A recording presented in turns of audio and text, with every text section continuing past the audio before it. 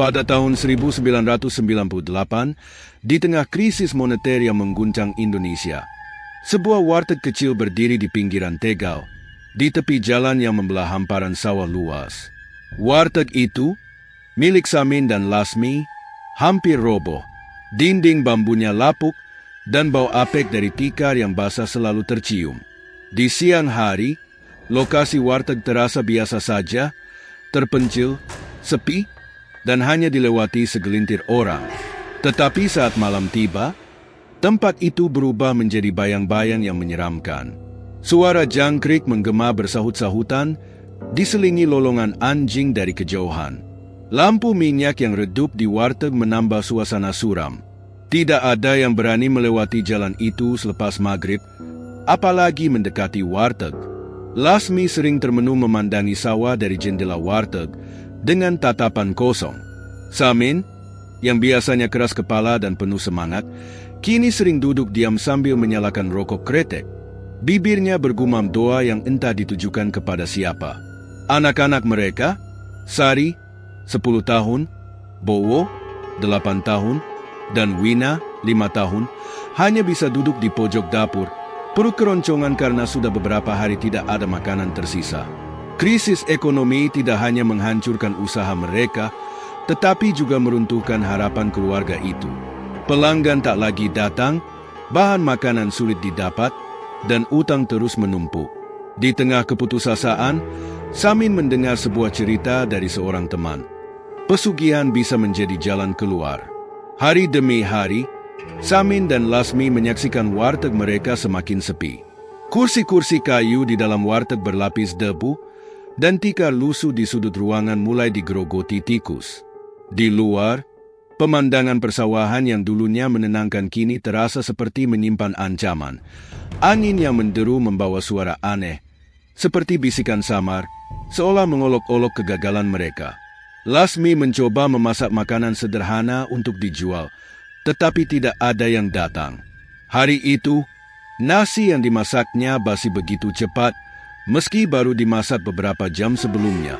Lauk pauk yang diletakkan di etalase kaca berubah aneh. Ikan gorengnya mengeluarkan bau busuk yang tidak biasa, dan sayurnya menjadi layu seperti sudah berhari-hari terkena udara. Ia mulai merasa ada sesuatu yang tidak beres.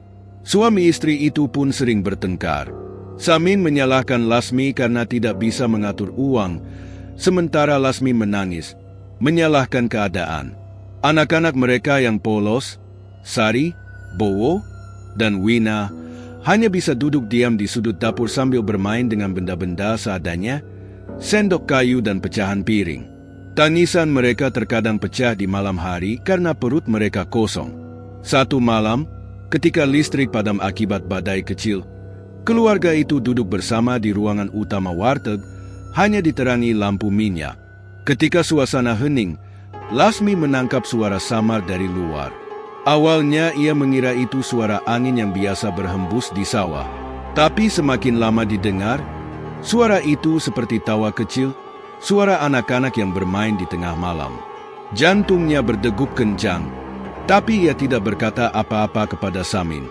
Keesokan paginya, Samin mencoba menghubungi salah satu temannya yang dikenal sering berbicara soal jalan pintas untuk keluar dari kemiskinan. Teman itu, seorang pria bernama Jarwo, datang ke warteg dengan wajah serius. Setelah duduk, Jarwo berbicara dengan pelan, nyaris berbisik. "Sam, aku tahu kamu lagi susah. Aku tahu rasanya nggak bisa kasih makan anak-anak. Tapi, aku punya jalan kalau kamu berani," katanya sambil melirik ke arah Lasmi yang sedang di dapur. Samin menatap Jarwo, ragu-ragu. "Maksudmu apa, Weo?" "Aku nggak ngerti," jawabnya. Jarwo mendekatkan tubuhnya ke Samin dan berbisik, "Ada dukun di desa sebelah. Dia bisa bantu kamu. Banyak yang sudah coba dan berhasil. Warung mereka langsung ramai. Tapi ini bukan hal biasa, Sam. Ada bayarannya." Mendengar itu, Samin merasa perutnya mulas. Ia tahu apa yang dimaksud Jarwo. Keringat dingin mulai mengalir di pelipisnya. "Bayarannya apa?" tanyanya dengan suara gemetar. Jarwo menatapnya dengan tatapan tajam. Tumbal, Sam, kamu tahu maksudku? Samin langsung berdiri. Enggak, Weo, aku enggak akan tumbalkan apa-apa. Anak-anakku, mereka satu-satunya yang aku punya. Suaranya meninggi, hampir berteriak. Jarwo hanya tersenyum tipis. Aku cuma kasih tahu, kalau kamu berubah pikiran, kamu tahu harus cari siapa. Ia bangkit dari kursinya, meninggalkan Samin yang masih berdiri dengan wajah merah. Namun, malam itu, saat hujan deras mengguyur, suara tangisan anak-anaknya membuat Samin terjaga dari tidurnya. Wina, anak bungsunya, memeluk perutnya yang kosong sambil mengisak. Bu, aku lapar banget. Suara itu seperti pisau yang menusuk hati Samin. Ia berjalan ke dapur dan membuka lemari makanan yang kosong. Tidak ada apa-apa, bahkan hanya untuk merebus air garam. Lasmi berdiri di belakangnya, wajahnya sembab karena menangis. Kita nggak punya apa-apa lagi, Min. Aku nggak tahu harus bagaimana. Samin memejamkan mata, kepalanya berdenyut-denyut. Di benaknya, wajah Jarwo terbayang bersama kata-katanya yang penuh godaan. Ia tahu jalan yang ditawarkan itu salah, tetapi rasa putus asa mengaburkan moralitasnya. Saat hujan semakin deras di luar, Samin berbisik kepada dirinya sendiri. Mungkin aku harus coba. Lasmi, yang mendengar bisikan itu, langsung menoleh. Apa yang kamu bilang, Min? Tanyanya dengan suara tegang. Samin tidak menjawab. Ia hanya berjalan ke depan warteg, memandang ke jalanan yang kosong dan gelap. Hujan membuat genangan air di depan warteg tampak seperti cermin yang memantulkan wajahnya sendiri. Wajah itu terlihat tua, penuh kerut, seperti pria yang telah menyerah pada hidupnya. Besok, kita pergi, katanya pelan, tetapi cukup keras untuk didengar Lasmi. Kemana? Lasmi bertanya, meskipun ia sudah tahu jawabannya. Ke tempat dukun itu, jawab Samin, tanpa menoleh. Malam itu menjadi malam yang panjang bagi keluarga itu. Lasmi tidak tidur sama sekali, hanya menangis di sudut kamar sambil memeluk anak-anaknya. Samin, di sisi lain, duduk di depan warteg hingga pagi, memikirkan keputusan yang akan mengubah hidup mereka selamanya. Pagi hari setelah keputusan Samin yang mengguntang, suasana di dalam rumah terasa semakin mencekam. Lasmi tidak bisa tidur sepanjang malam. Ia duduk terdiam di samping anak-anaknya yang tertidur lelap. Bibirnya bergetar menahan air mata. Wina, anak bungsunya yang semalam memeluknya sambil menangis karena lapar, sekarang terlelap dalam pelukan ibunya. Hidung kecil Wina bergerak naik turun, sementara wajahnya masih tampak pucat dan lemah. Lasmi menatap wajah anak-anaknya dengan rasa bersalah yang mendalam. Setiap kali matanya bertemu dengan wajah mereka, terbayang jelas suara tangisan mereka yang memohon makan tadi malam. Apa aku benar-benar bisa melakukannya, Min? Bisiknya, seolah berharap suaminya bisa mendengar dari dalam pikirannya. Tapi tak ada jawaban. Samin, yang semalam begitu mantap memutuskan untuk menemui dukun, malah terbaring di ranjang, matanya terbuka lebar. Ia terjaga, memandangi langit-langit rumah yang usang. Dinding bambu yang retak-retak seakan berbisik, mengingatkannya pada keputusan yang baru saja ia buat. Tangisan anak-anak, yang sebelumnya hanya terdengar sesekali, kini seakan menghantui pikirannya, merayapi telinganya dengan suara menyesakkan. Ia bisa mendengar Wina memanggilnya, "Ayah, tolong jangan tinggalkan aku." Namun, Samin menegakkan hatinya. Ia tahu bahwa jalan yang ia pilih ini bukan tanpa harga, tapi keputusasaannya sudah mencapai puncaknya. Pikirannya melayang ke malam sebelumnya, ketika suara Jarwo kembali terngiang di telinganya. Ada dukun di desa sebelah, dia bisa bantu kamu, tapi ada harga yang harus dibayar. Samin tahu betul harga yang dimaksud. Tumbal, dan itu berarti anak-anak mereka. Tidak ada jalan lain yang tersisa.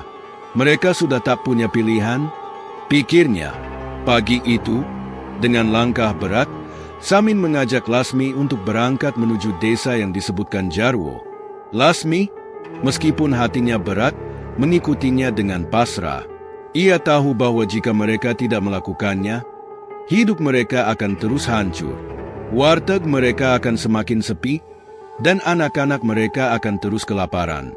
Tetapi, dalam hati kecilnya, Lasmi merasakan sebuah perasaan yang tak dapat dijelaskan, seakan ada sesuatu yang lebih gelap menanti mereka. Perjalanan menuju desa dukun itu memakan waktu hampir 2 jam. Semakin jauh mereka pergi, semakin sepi suasana yang menyelimuti mereka. Jalanan sempit dan berbatu, diliputi oleh hutan yang lebat. Sesekali, mereka melewati rumah-rumah tua yang tampak kosong dan tak terawat, dengan pagar yang roboh. Udara semakin dingin, dan Lasmi merasa cemas. Rasanya, semakin mendekat ke desa itu, semakin terasa ada yang tidak beres. Akhirnya, mereka tiba di sebuah rumah kayu di tengah hutan. Rumah itu tampak sederhana, tapi ada sesuatu yang aneh. Pintu depan terbuka sedikit, meskipun tidak ada siapa-siapa yang terlihat. Langit mendung di atas mereka, menciptakan suasana yang makin suram. Bahkan burung-burung yang biasanya berkicau, tiba-tiba berhenti bersuara. Samin melangkah maju dan mengetuk pintu rumah itu dengan tangan yang gemetar. Tidak ada jawaban. Ia mengetuk lagi, lebih keras. Suara berderit dari dalam rumah terdengar, lalu pintu terbuka perlahan, mengungkapkan sosok seorang lelaki tua yang sudah sangat ringkih. Rambutnya panjang dan berantakan, tubuhnya kurus kering seperti kulit yang melapisi tulang. Matanya yang keriput dan sayu memandang mereka dengan tatapan yang tajam, seperti bisa menembus pikiran mereka. "Ada yang bisa saya bantu?" Suara dukun itu parau, seperti suara daun kering yang terinjak. Samin dan Lasmi menatap satu sama lain, sebelum akhirnya Samin membuka suara. Kami ingin meminta bantuan," katanya pelan. "Kami butuh rejeki, tapi kami dengar ada jalan yang bisa membantu." Dukun itu tersenyum, tapi senyum itu seperti senyum yang tidak bersahabat. "Saya tahu apa yang kalian cari," jawabnya dengan suara yang berat. "Tapi, semua ada harganya. Harga yang tidak murah." Lasmi menggenggam tangan Samin erat. "Harga apa yang harus kami bayar?" Suaranya gemetar. Dukun itu berdiri lebih tegak, meskipun tubuhnya tampak ringkih. Ia melangkah mundur, memberi jalan bagi mereka untuk masuk. "Masuklah," katanya, tanpa memberi kesempatan untuk menolak. Di dalam rumah, suasananya suram. Dindingnya penuh dengan gambar-gambar tua, patung-patung aneh, dan benda-benda yang tampak seperti milik orang-orang dari zaman dulu.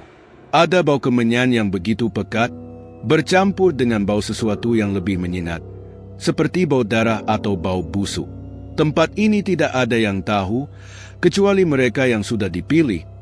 Dukun itu berkata, seakan membaca pikiran mereka, "Kalian datang karena merasa terjepit, dan kalian merasa tidak punya pilihan. Itu adalah jalan yang dipilih banyak orang." Samin dan Lasmi hanya bisa diam, menunggu kata-kata selanjutnya. Dukun itu melangkah ke meja batu besar di tengah ruangan. Di atas meja itu, terdapat mangkuk besar yang dipenuhi dengan darah kering, serta sejumlah benda aneh yang membuat mereka merasa sangat tidak nyaman. Dukun itu kembali menatap mereka. "Jadi, kalian ingin kaya, kan? Saya bisa beri itu, tapi ada syarat yang harus kalian penuhi." Samin mengangguk pelan, wajahnya tegang. "Apa syaratnya?" tanya Lasmi, suara hampir tak terdengar. Dukun itu menatap mereka dengan senyum yang makin lebar, dan sepasang mata yang merah seperti bara api. "Tumbalkan 3 jiwa. 3 jiwa yang paling kalian cintai," katanya, dan suaranya menjadi semakin berat, seperti datang dari kedalaman bumi. Lasmi terkejut. "Anak-anak kami?" tanyanya, hampir tidak percaya. Dukun itu mengangguk pelan, wajahnya penuh ketegasan. "Mereka adalah tumbal yang paling berharga. 3 jiwa murni, tanpa dosa. Itu yang dibutuhkan untuk mendapatkan apa yang kalian inginkan." Samin dan Lasmi saling pandang, Mulut mereka terkatup rapat. Hati mereka berdebar-debar. Apakah ada cara lain? Tanya Lasmi dengan nada putus asa. Dukun itu hanya tertawa, tawa yang seakan tidak pernah berakhir. Tidak ada jalan lain. Jika kalian ingin hidup, kalian harus memberi yang paling berharga. Jika tidak, kalian akan tetap hidup dalam kemiskinan selamanya. Hening sejenak. Hati Samin dan Lasmi terasa hancur. Mereka tahu apa yang harus dilakukan, dan meskipun itu adalah pilihan terburuk yang pernah mereka buat, mereka tahu jalan ini adalah satu-satunya jalan untuk bertahan hidup. Baik, kata Samin akhirnya, suaranya seperti datang dari ujung dunia. Kami setuju, dan malam itu, di bawah cahaya purnama yang penuh, mereka berjanji untuk menyerahkan segalanya. Namun, mereka tidak tahu apa yang menunggu mereka setelahnya. Malam yang dijanjikan tiba, dan dengan hati yang berdegup kencang, Samin dan Lasmi membawa anak-anak mereka, Sari, Bowo, dan Wina, menuju kaki Gunung Gajah. Jalanan yang mereka lewati semakin sepi, dan kabut malam yang tebal mulai turun, seolah menghalangi pandangan mereka. Tak ada suara hewan malam, hanya kesunyian yang menyesakkan. Seperti dunia ini sedang menutup rapat-rapat dirinya dari mereka. Samin merasakan sesuatu yang aneh sepanjang perjalanan. Sebuah ketegangan di udara yang sulit dijelaskan, seperti ada yang mengawasi mereka dari kejauhan. Kadang ia mendengar suara langkah kaki di balik pepohonan, tetapi ketika ia menoleh, tak ada siapa-siapa. Lasmi juga merasakan hal yang sama. Tubuhnya terasa berat, kaki seperti tidak dapat melangkah, dan wajahnya pucat pasi. Anak-anak mereka, yang biasanya berisik, kini diam saja, seakan mengerti bahwa mereka sedang menuju tempat yang sangat berbahaya. Mereka hanya menggenggam tangan orang tua mereka, dan langkah kaki mereka pun terasa semakin pelan. Sesampainya di kaki gunung, sebuah gua besar terbuka di depan mereka. Pintu gua itu seperti sebuah mulut raksasa yang menunggu untuk menelan mereka. Gua itu dikelilingi oleh pepohonan yang tinggi, yang daunnya bergetar meskipun tidak ada angin. Seolah ada sesuatu yang bersemayam di dalamnya. Dukun itu sudah menunggu di depan gua, berdiri tegak dengan jubah hitam panjang yang hampir menyatu dengan bayangan malam. Wajahnya sulit dikenali di bawah topi hitam besar yang dikenakannya. Hanya matanya yang terlihat menyala merah, seperti api yang tak pernah padam. Ia memandang mereka dengan tatapan yang tajam, seakan mengetahui segala ketakutan yang ada dalam hati mereka. Akhirnya kalian datang juga, kata dukun itu dengan suara yang begitu dalam, terdengar seperti gemuruh dari dasar bumi. Anak-anak kalian adalah pilihan yang tepat. Samin dan Lasmi tidak bisa berkata-kata. Mereka hanya berdiri diam, menahan perasaan yang begitu berat di dada mereka. Anak-anak mereka tampak bingung dan ketakutan. Wina, yang sebelumnya tertidur di pelukan ibunya, terbangun dan mulai menangis. "Bu, aku takut kenapa kita di sini?" katanya dengan suara gemetar. Lasmi memeluk Wina erat-erat, berusaha menenangkan anaknya yang tak mengerti apa yang sedang terjadi. Namun, di dalam hati Lasmi, ia tahu bahwa mereka tidak bisa mundur lagi. Semua ini adalah pilihan yang mereka buat, meskipun itu berarti menghancurkan segala yang mereka cintai. Dukun itu melangkah maju, mengisyaratkan mereka untuk mengikuti. Suasana di dalam gua itu begitu sunyi, hanya suara langkah kaki mereka yang bergema di dinding gua. Gua itu seperti sebuah lorong yang gelap, yang tak ada ujungnya. Seiring mereka berjalan, udara di dalam gua semakin dingin, membuat tubuh mereka gemetar. Suara air tetesan yang jatuh dari stalaktit di atas menambah kesan mencekam, seperti tetesan waktu yang terus mengingatkan mereka pada keputusan yang sudah mereka buat. Di ujung gua, terdapat sebuah altar batu besar yang sudah dilapisi dengan darah kering. Di sekitar altar, ada benda-benda aneh, kayu-kayu hitam yang tampak terbakar meski tidak ada api, boneka-boneka jerami yang tampak seperti diikat dengan mantra, serta berbagai benda yang tidak bisa dikenali oleh mereka. Dukun itu berhenti di depan altar, menatap Samin dan Lasmi dengan tatapan yang tajam. Kalian harus tahu, ini adalah jalan yang kalian pilih. Jalan yang akan mengubah takdir kalian selamanya. Kata dukun itu dengan suara yang sangat dalam, seperti berasal dari suatu tempat yang jauh, yang tidak bisa dijangkau oleh manusia biasa. Samin merasakan tubuhnya semakin lemas, namun ia tetap teguh. Ia tidak bisa mundur. Ia sudah membuat janji ini, dan tidak ada yang bisa mengubahnya. Lasmi, meskipun hatinya terasa hancur, juga tidak bisa mundur. Begitu besar rasa takut yang ada dalam dirinya, namun rasa sayang terhadap anak-anaknya lebih besar lagi. Ia tahu, hanya dengan cara ini mereka bisa bertahan hidup. Dukun itu melangkah maju dan mulai mengucapkan mantra dalam bahasa yang asing. Suara yang keluar dari mulutnya semakin keras, seperti suara angin yang menderu. Tiba-tiba, api yang muncul dari beberapa lilin yang ada di sekitar altar menyala lebih terang, membakar udara dingin di sekitar mereka. Semua benda yang ada di altar mulai bergerak, berputar dengan sendirinya, dan terdengar suara-suara aneh yang semakin mencekam. Suasana semakin mencekam, seperti waktu berhenti sejenak di sekitar mereka.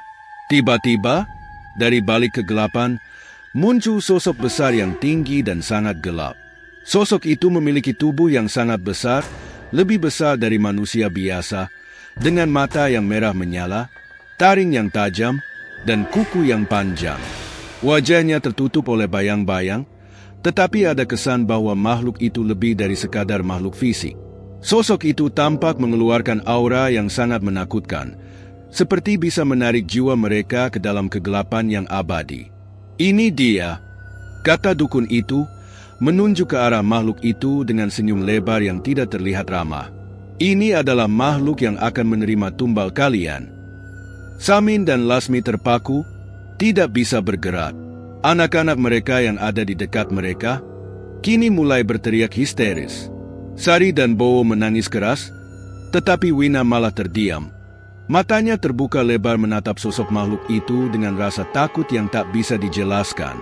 "Anak-anak kalian harus menyerahkan jiwa mereka pada makhluk ini," kata dukun itu, menatap mereka dengan tatapan penuh kemenangan. "Hanya dengan cara ini kalian akan mendapat apa yang kalian inginkan. Rezeki kalian akan datang, dan warteg kalian akan ramai. Semua yang kalian impikan akan menjadi kenyataan." Lasmi, yang hampir tidak bisa bernapas karena ketakutan, menatap Samin dengan mata penuh permohonan. Ia ingin berkata sesuatu, tetapi tidak ada kata-kata yang keluar. Ia tahu bahwa mereka tidak punya pilihan lain, dan kalaupun mereka mencoba melawan, mungkin mereka akan kehilangan anak-anak mereka lebih cepat lagi. Samin juga merasakan hal yang sama. Ia tidak bisa mengalihkan pandangannya dari wajah anak-anaknya yang penuh ketakutan. Namun, saat itulah makhluk itu bergerak. Dengan kecepatan yang sangat cepat, ia menyerang, meraih tubuh Sari yang masih berteriak, dan membawanya ke dalam kegelapan. Samin dan Lasmi tidak bisa berbuat apa-apa. Tangan mereka terulur, tetapi semuanya terlambat. Bowo dan Wina juga meronta, berusaha melepaskan diri, tetapi tubuh mereka lemas, seolah tak berdaya di hadapan kekuatan makhluk itu. Tangisan mereka bergema di seluruh gua, tetapi tidak ada yang bisa menolong mereka. Dukun itu tertawa puas, suaranya menggema di seluruh gua. "Inilah bayarannya," katanya dengan suara serak. "Tumbal kalian telah diterima." Dengan hati yang hancur, Samin dan Lasmi hanya bisa berdiri diam, menyaksikan ketiga anak mereka dipanggil menuju kegelapan yang tak terjamah. Tidak ada yang bisa mereka lakukan selain merasakan kehilangan yang tak terhingga. Sesaat setelah makhluk itu menghilang, gua menjadi sunyi kembali, hanya meninggalkan jejak darah dan kesedihan yang mendalam. Ketika gua itu akhirnya kembali hening, hanya ada suara napas berat yang memenuhi udara tebal di sekitar mereka. Samin dan Lasmi berdiri terpaku, tubuh mereka terasa kaku, seakan-akan mereka tidak lagi menjadi bagian dari dunia yang sama dengan anak-anak mereka yang baru saja diambil oleh makhluk gelap itu. Tangisan mereka, yang tadi sempat memecah kesunyian, kini seolah menggema di setiap sudut gua. Namun, suara itu perlahan menghilang, tenggelam dalam keheningan yang mengguncang jiwa. Samin merasa seluruh tubuhnya gemetar. Kakinya terasa lemas dan ia hampir jatuh, tapi ia berpegangan pada batu besar di dekatnya. Wajahnya kosong, tak ada ekspresi yang bisa menggambarkan betapa hancurnya hati seorang ayah yang baru saja kehilangan anak-anaknya. Ia merasakan dirinya telah menjadi bagian dari sesuatu yang lebih gelap dan lebih jahat daripada yang bisa ia bayangkan sebelumnya. Ia tahu, dalam hati kecilnya, bahwa anak-anak mereka telah menghilang selamanya dan tidak ada jalan kembali. Lasmi, yang berdiri di sampingnya, berusaha menahan tangisnya. Ia merasa seperti ada sesuatu yang tertarik keluar dari dalam dirinya. Sesuatu yang lebih penting daripada tubuhnya. Sesuatu yang sangat berarti, yang sekarang sudah hilang begitu saja. Dalam diamnya, Lasmi merasakan penyesalan yang mendalam. Bagaimana mungkin ia bisa setuju untuk melakukan ini? Bagaimana bisa mereka mengorbankan anak-anak mereka demi sedikit kekayaan? Men, bisiknya dengan suara patah. Apa yang sudah kita lakukan? Samin tidak menjawab. Ia hanya menatap ke depan, matanya kosong, seolah-olah ia tidak bisa melihat apapun di hadapannya. Bahkan kata-kata penyesalan yang ingin ia ucapkan seolah terkubur dalam dadanya yang sesak. Ia merasa diri mereka terperangkap dalam sebuah lingkaran yang tak terputuskan. Perjalanan yang dimulai dengan harapan untuk menyelamatkan keluarga, namun berakhir dengan kebinasaan yang tak terelakkan. Dukun itu, yang sejak tadi diam, mulai bergerak menuju altar batu tempat makhluk itu sebelumnya berdiri. Dengan langkah berat, ia berbalik, menatap mereka dengan mata merah yang menyala. Wajahnya yang keriput tampak semakin mengerikan di bawah cahaya samar lilin yang masih menyala di sekeliling mereka. "Sudah selesai?" katanya dengan suara serak, penuh kepuasan. "Tumbal kalian telah diterima. Sekarang kalian akan mendapatkan yang kalian inginkan." Suara itu penuh dengan keangkuhan dan kemenangan, tetapi bagi Samin dan Lasmi, kata-kata itu terdengar seperti gurauan yang tak ada artinya. Kekayaan dan kesuksesan yang mereka impikan seolah sudah tidak lagi relevan. Bagaimana bisa mereka menikmati itu semua setelah apa yang telah terjadi pada anak-anak mereka? Segala yang mereka harapkan, segala yang mereka coba capai dengan cara yang salah, kini terasa hampa. Tidak ada kebahagiaan yang bisa dibeli dengan darah dan air mata. Dukun itu mulai menghapus jejak darah di altar batu, seolah membersihkan apa yang telah terjadi. Rezeki sudah menanti kalian di dunia luar. Namun ingat, kalian harus membayar dengan lebih dari sekadar jiwa. Setiap kali kalian memandang harta kalian, kalian akan mendengar tangisan mereka. Setiap detik kalian akan terbayang wajah mereka yang hilang. Tak ada yang bisa menghapus kenangan itu. Kalian akan dihantui selamanya, katanya. Suara tertawanya terdengar mengejek. Lasmi mendekat, berusaha melihat sesuatu dari mata dukun itu. Tolong kembalikan anak-anak kami," teriaknya. Matanya penuh dengan harapan yang sudah hampir punah. Kami akan menerima apapun, asal bisa membawa mereka kembali." Namun, dukun itu hanya tersenyum lebar, senyum yang penuh dengan kejamnya. "Tidak ada yang bisa mengubah takdir, Lasmi. Anak-anak kalian sudah menjadi bagian dari dunia lain. Mereka sudah dilupakan oleh dunia ini. Harta kalian akan datang, tetapi anak-anak kalian tidak akan pernah kembali. Ini adalah harga yang harus kalian bayar." Setiap kata yang keluar dari mulut dukun itu seperti pisau yang mengiris dalam-dalam ke hati mereka. Samin menggenggam tangan Lasmi dengan kuat, berusaha memberikan sedikit penghiburan meski hatinya hancur. Mereka kini hanyalah dua orang yang terjebak dalam kenyataan pahit, kenyataan bahwa mereka telah mengorbankan segalanya demi sebuah keinginan kosong yang tidak pernah bisa mereka capai. Samin berlutut di tanah, wajahnya tertunduk. "Apa yang harus kami lakukan?" katanya dengan suara putus asa. "Apa yang harus kami lakukan untuk menebus semuanya?" Dukun itu mengangkat tangan, memberikan isyarat kepada makhluk besar yang masih mengintai di balik bayangan. Makhluk itu melangkah maju dengan langkah berat, dan Samin merasa tubuhnya semakin dingin, seolah udara di sekelilingnya telah membeku. Dukun itu menjawab dengan dingin, "Tidak ada yang bisa kalian lakukan. Seluruh dunia kalian telah dipertaruhkan dan kini kalian harus hidup dengan bayangan itu selamanya." Makhluk itu mendekat, lebih besar dari sebelumnya, dan tubuhnya yang gelap kini seakan menelan segala cahaya. Di dalam matanya yang merah menyala, Samin dan Lasmi bisa melihat bayangan anak-anak mereka. Tapi itu hanya bayangan, tidak nyata. Hanya kenangan yang semakin mengabur seiring waktu. Wajah mereka yang ceria dulu kini hanya hantu dalam pikiran mereka, semakin memudar. "Sekarang, kalian bisa pergi," kata dukun itu, suaranya seperti mengakhiri segalanya. "Kalian akan mendapat apa yang kalian cari. Dunia luar sudah menunggu. Tetapi ingat, harga yang harus dibayar adalah hidup kalian yang selamanya terpenjara dalam kesepian dan penyesalan." Samin dan Lasmi berbalik, langkah mereka terseok-seok, seperti melawan gravitasi. Mereka merasa begitu lemah, seolah seluruh tubuh mereka kosong. Tidak ada kata yang bisa mereka ucapkan satu sama lain. Tidak ada lagi kata-kata yang bisa menghibur mereka. Mereka hanya bisa melangkah pergi dari gua itu, meninggalkan tempat yang telah merenggut segala sesuatu yang mereka cintai. Namun, saat mereka melangkah keluar dari gua yang gelap itu, mereka tidak bisa menepis perasaan yang semakin kuat di dalam dada mereka, bahwa apapun yang mereka raih, apapun yang mereka temui di luar sana, tidak akan pernah bisa mengisi kekosongan yang ada di dalam hati mereka. Keluarga yang telah hilang tidak akan pernah bisa digantikan dengan uang, harta, atau kesuksesan.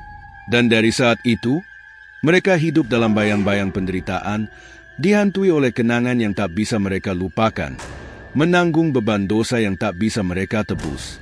Waktu berlalu, namun untuk Samin dan Lasmi, hidup mereka terhenti di malam itu. Segala yang mereka alami di gua, kehilangan anak-anak mereka, kesepian yang tak terkatakan, seperti sebuah mimpi buruk yang terus berlanjut tanpa akhir. Ketika mereka kembali ke rumah mereka di Tegal, segalanya tampak begitu sunyi. Warteg yang dulu ramai dengan pelanggan kini terasa kosong. Tidak ada lagi tawa anak-anak mereka yang biasa menghiasi setiap sudut rumah. Mereka berdua merasa seperti hantu di rumah mereka sendiri. Tubuh mereka berjalan, namun jiwa mereka tidak lagi ada. Setiap kali mereka berjalan ke dapur, tempat di mana Sari, Bowo, dan Wina dulu sering berlarian, bayangan anak-anak mereka muncul begitu jelas di benak mereka. Suara tawa mereka, suara mereka yang memanggil nama orang tua mereka, seakan terus bergema di telinga. Tetapi saat mereka menoleh, hanya ada kesunyian yang semakin mencekam. Warteg yang dulu penuh dengan hidup kini terasa seperti kuburan yang sunyi. Setiap langkah yang mereka ambil di dalam rumah itu seperti semakin memperberat hati mereka, seperti ada beban tak terlihat yang menekan mereka. Samin dan Lasmi tidak pernah bisa menatap piring kosong di meja makan tanpa merasakan sakit yang luar biasa. Tempat duduk anak-anak mereka yang kosong di meja itu semakin membuat hati mereka hancur. Tidak ada lagi tawa, tidak ada lagi suara ceria yang menggema. Semua itu kini hanya kenangan pahit yang semakin memudar, tetapi tetap menghantui mereka setiap hari.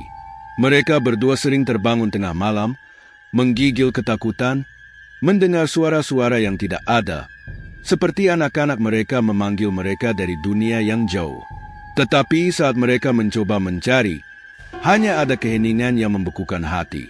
Hari demi hari, kehidupan mereka semakin suram.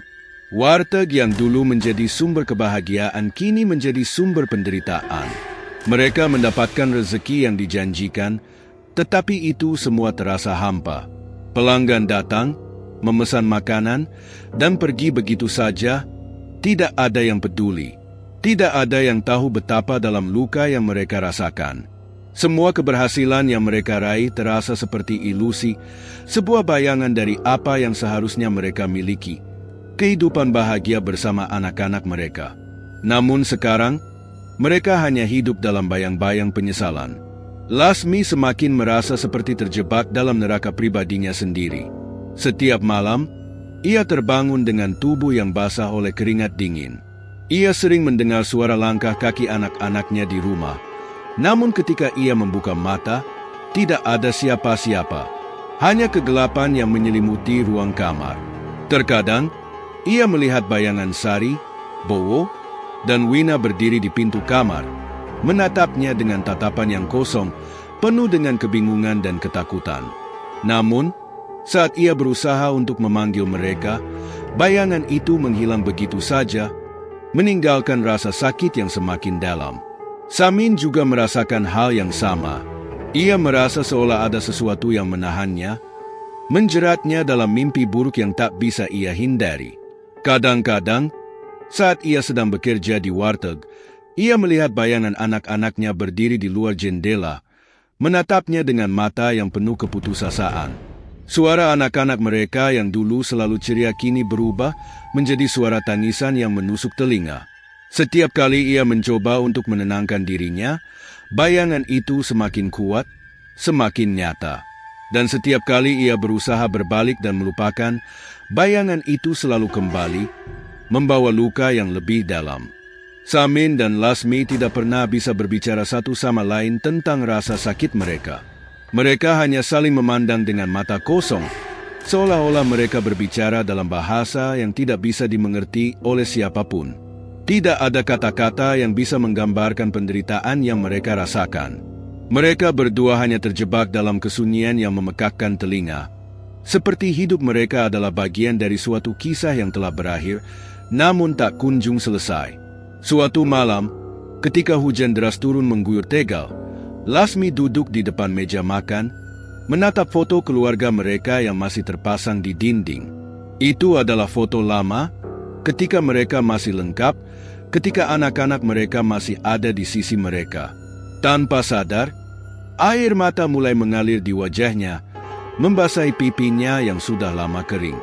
"Samin," bisiknya dengan suara pecah, "apa kita bisa menebus semuanya? Apa kita masih punya kesempatan untuk mengembalikan mereka?" Namun, Samin hanya berdiri diam, tidak menjawab. Matanya menatap kosong keluar jendela, seolah mencari sesuatu yang tak bisa ia temukan. "Tidak ada yang bisa kita lakukan lagi, Lasmi," jawabnya akhirnya, suaranya serak. "Kita telah memilih jalan ini, dan sekarang kita harus hidup dengan apa yang telah terjadi. Tidak ada yang bisa mengubahnya."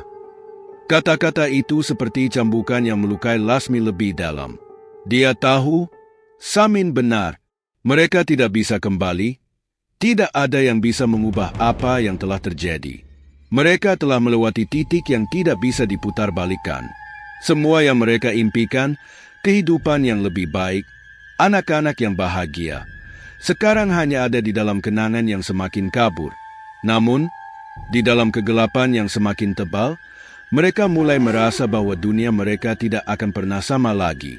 Mereka mendapati diri mereka semakin terasing dari satu sama lain, dari dunia luar, bahkan dari diri mereka sendiri. Keberhasilan yang datang dengan cara yang salah tidak bisa memberikan kebahagiaan, hanya rasa hampa yang mendalam. Setiap malam, mereka hidup dalam bayang-bayang anak-anak mereka yang hilang, mendengar tangisan mereka di kejauhan, tetapi tidak pernah bisa menghentikan penderitaan itu. Samin dan Lasmi terjebak dalam kehidupan yang tidak mereka inginkan, terhukum oleh dosa mereka sendiri, dihantui oleh anak-anak yang telah mereka korbankan, dan tidak pernah menemukan kedamaian. Mereka hanya bisa menunggu, merasakan beban yang semakin berat di pundak mereka, mengetahui bahwa kehidupan mereka telah berakhir di malam yang mereka pilih untuk menggali jalan mereka sendiri ke dalam kegelapan. Malam demi malam, kesunyian di rumah Samin dan Lasmi semakin terasa mencekam. Tidak ada lagi suara tawa atau derap kaki anak-anak yang dulu penuh semangat. Hanya ada keheningan yang menekan jiwa, seakan-akan dunia ini hanyalah bayang-bayang kehidupan mereka yang dulu. Setiap sudut rumah yang dulunya penuh dengan kehangatan kini dipenuhi oleh bayang-bayang masa lalu yang tak bisa mereka lupakan. Samin mulai kehilangan semangat hidup. Di dalam dirinya, ada kekosongan yang semakin lebar, yang tidak bisa diisi dengan apapun. Warteg mereka, yang dulu adalah sumber kebahagiaan dan keberuntungan, kini terasa seperti tempat yang penuh dengan kutukan. Meskipun pelanggan terus berdatangan, mereka hanya datang untuk makan, kemudian pergi tanpa meninggalkan jejak. Tidak ada tawa, tidak ada percakapan hangat. Semuanya terasa begitu hampa. Setiap kali Samin melihat wajah pelanggan yang duduk makan, ia merasa seperti orang asing. Mereka semua tidak tahu apa yang telah mereka lakukan, apa yang telah mereka korbankan untuk bisa bertahan hidup. Lasmi juga mulai terperangkap dalam pikirannya sendiri. Ia sering terjaga di malam hari, gelisah, dengan perasaan yang seakan menggerogoti dirinya. Setiap kali ia memejamkan mata, bayangan anak-anaknya datang menghantuinya. Wina yang masih kecil, Bowo yang penuh canda, Sari yang selalu penuh perhatian. Semua mereka muncul dalam mimpinya, menatapnya dengan mata yang penuh dengan pertanyaan. Kenapa? Itu yang selalu ditanyakan oleh wajah-wajah itu. Kenapa kami? Dan setiap kali Lasmi terbangun, tangisan mereka masih bergema di telinganya. Hati Lasmi terasa semakin hancur, seakan-akan seluruh dunia ini hanya berisi penyesalan. Hari-hari berlalu, tetapi hidup mereka tidak berubah. Tidak ada kebahagiaan, tidak ada kedamaian. Mereka hanya hidup dalam penantian yang penuh dengan beban. Hati mereka dipenuhi dengan rasa bersalah yang tak kunjung hilang, terperangkap dalam siklus penderitaan yang tiada akhir. Mereka tahu bahwa tidak ada yang bisa mereka lakukan untuk mengembalikan anak-anak mereka, dan tidak ada yang bisa menghapus dosa mereka. Harta yang mereka miliki sekarang hanya menjadi pengingat atas segala yang telah mereka korbankan. Segala keberhasilan itu seakan-akan menjadi kebohongan besar yang menyakitkan. Suatu malam yang gelap, saat hujan turun deras sekali lagi, Lasmi berdiri di depan cermin besar di ruang tamu. Ia menatap bayangannya sendiri, wajah yang tak lagi dikenali. Wajah itu dipenuhi dengan kerutan-kerutan kesedihan. Matanya yang dulunya penuh dengan harapan kini tampak kosong. Ia teringat pada malam itu, ketika mereka pergi ke gua, ketika mereka mengorbankan segalanya demi kekayaan yang mereka pikir akan membawa kebahagiaan. Namun, kini semua itu hanya ilusi. Mereka telah membayar harga yang terlalu tinggi, dan harga itu adalah jiwa mereka sendiri. Min, Lasmi memanggil Samin dengan suara yang serak. Samin yang sedang duduk di meja makan menoleh. Wajahnya begitu lelah, seperti sudah kehilangan kekuatan untuk bertahan lebih lama. Kenapa, Las? Jawabnya dengan nada yang kosong, seperti orang yang terjebak dalam mimpi buruk yang tak bisa dihentikan. Lasmi menatapnya dengan tatapan yang penuh keputusasaan. Aku tidak tahu berapa lama lagi kita bisa bertahan. Aku tidak tahu berapa lama lagi kita bisa hidup seperti ini. Apa kita akan selamanya dihantui oleh mereka? Suaranya bergetar. Apa kita akan terus hidup dalam bayang-bayang dosa ini? Samin terdiam. Ia menatap Lasmi, matanya seperti tidak lagi melihat apa-apa. Kita tidak punya pilihan, jawabnya pelan, suara serak. Kita sudah melewati batas, tidak ada lagi jalan mundur. Semua yang kita lakukan, semua yang kita pilih, kini hanya menghantui kita. Lasmi merasakan sesuatu yang menyakitkan menyusup ke dalam hatinya. Keputusan yang mereka buat, pilihan yang mereka ambil, kini telah mengubah mereka selamanya. Mereka bukan lagi orang yang sama dengan orang yang dulu berdiri di depan gua itu, berharap untuk mendapatkan sesuatu yang lebih baik. Mereka sudah kehilangan bagian terpenting dari diri mereka, anak-anak mereka. Tanpa anak-anak mereka, hidup ini terasa hampa dan kosong. Malam itu, seperti malam-malam sebelumnya, suara tangisan anak-anak mereka mulai terdengar lagi. Tidak nyata, tetapi cukup jelas untuk memecah ketenangan yang mereka ciptakan. Tangisan itu terdengar di setiap sudut rumah. Wina, Bowo, Sari, semua mereka memanggil, merintih dalam keheningan yang menghantui. Lasmi menutup telinganya, mencoba untuk mengabaikannya, tetapi suara itu semakin keras. Samin juga merasakan hal yang sama, semakin lama semakin tak tertahankan. Apa yang kita lakukan? Lasmi bergumam dengan suara patah, menatap Samin yang sudah tertunduk. Apa yang kita lakukan pada mereka? Samin akhirnya berdiri, dengan wajah yang penuh dengan penyesalan yang mendalam. Kita telah mengorbankan mereka. Kita telah mengorbankan segala sesuatu untuk kekayaan yang tak pernah kita butuhkan. Dan sekarang, kita hanya bisa menanggung akibatnya. Samin dan Lasmi saling memandang, tapi tak ada kata yang bisa mereka ucapkan lagi. Mereka tahu bahwa hidup mereka tidak akan pernah kembali seperti dulu. Mereka terjebak dalam kehidupan yang penuh dengan penyesalan, kehidupan yang tak bisa mereka selesaikan. Ketika mereka mencoba tidur di malam hari, bayangan anak-anak mereka selalu menghantui. Wajah-wajah itu terus datang, memanggil mereka, menuntut keadilan, menuntut pengampunan yang tidak mungkin mereka beri. Pada akhirnya, kehidupan mereka menjadi sebuah hukuman yang tak berujung. Mereka tak pernah bisa melarikan diri dari bayangan itu. Mereka hidup dalam dunia yang penuh dengan kesendirian dan penyesalan, menunggu saat di mana bayang-bayang itu akhirnya datang untuk mengklaim mereka. Tetapi saat itu tiba, mereka tahu, mereka tidak akan pernah bisa menebus apa yang telah mereka lakukan. Karena dosa mereka terlalu besar untuk diampuni, dan mereka telah menjual jiwa mereka dengan harga yang tak terbayarkan.